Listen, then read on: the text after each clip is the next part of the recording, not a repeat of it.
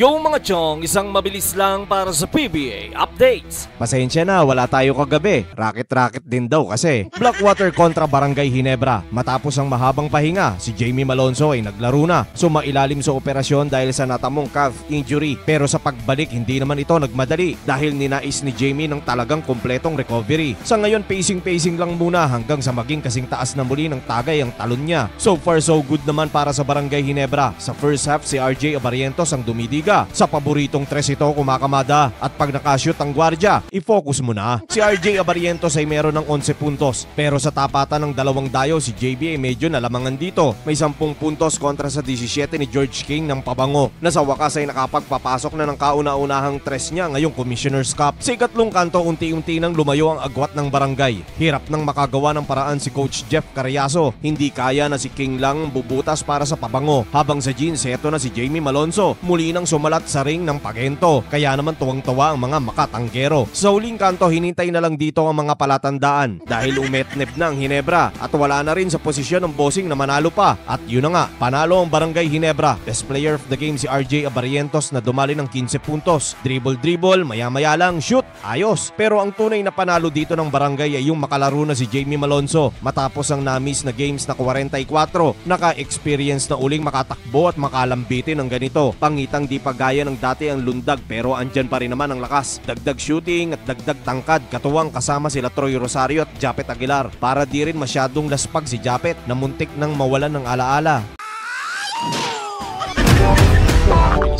Magnolia kontra SMB. Si Jabari Narcis pa rin ang dayo ng serbesa at wala namang usok na ito'y papalitan na. Mataas pa rin ang kumpiyansa ng coach sa kanya. Ngayon walang iniinda at sa tres ay nakakaasinta. Sa unang kanto lamang ng tatlong beermen na may paminsang higpit na depensa at gaya ng dati kay Junmar nila nais mapunta ang unang bola at kapag may tsansa gusto talaga nila makapunto si Kraken hanggat maaga. Parang itong git-git dukot ng malaking mama. Sa ikalawang kanto medyo konsumido na si Coach Chito dahil unti-unting nakakadistansya ang SMB. Itong si Jericho Cruz naging pangalawang player na ngayong conference na makadali ng 5-point play. Una si Berto, now it's time for Master Jericho. Tira sa 4, may bonus pang free throw. Naagwatan na nila dito ang Magnolia dahil sa manok walang na-score ng maganda. Kataasan na ang 5. Actually di ramdam ang parehong dayo. Pero sa ikatlong kanto, sinapian na si Mangcardo. Kayod na kayod sa oblo, sabay may tres pang tinatrabaho. Di inaasahan ng SMB na iinit si Rago na dito. Kaya maya-maya lang tabla na ang laro. Nag-alat na ang SMB habang sa hot shots ang umi-score ay dumarami. Nakaipon ng 31 puntos sa buong third quarter kasama tong panabla ng bagitong si Zabe Lucero. Pagpasok ng huling kanto, sa bungad Magnolia na ang nagmamando. Ang Bags ay atakbo ng atakbo pero biglang gumitgit ang SMB. Si CJ Perez nagpredator na sa tres at sa oblo. Konting kembot lang, patas-patas na uli ang dalawang grupo. Pero may mas nagpaganda ng laban. Si Marshall Lassiter nagsuper na naman. Tres ba ang kailangan?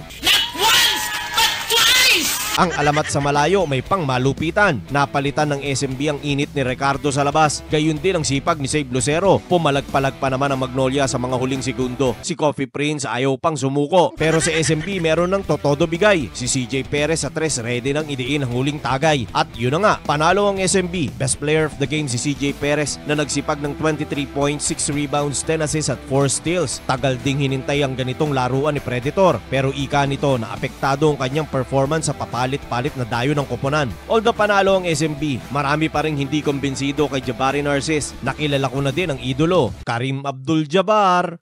Hanggang dito na lang mga chong. Maraming salamat. Hanggang sa muli.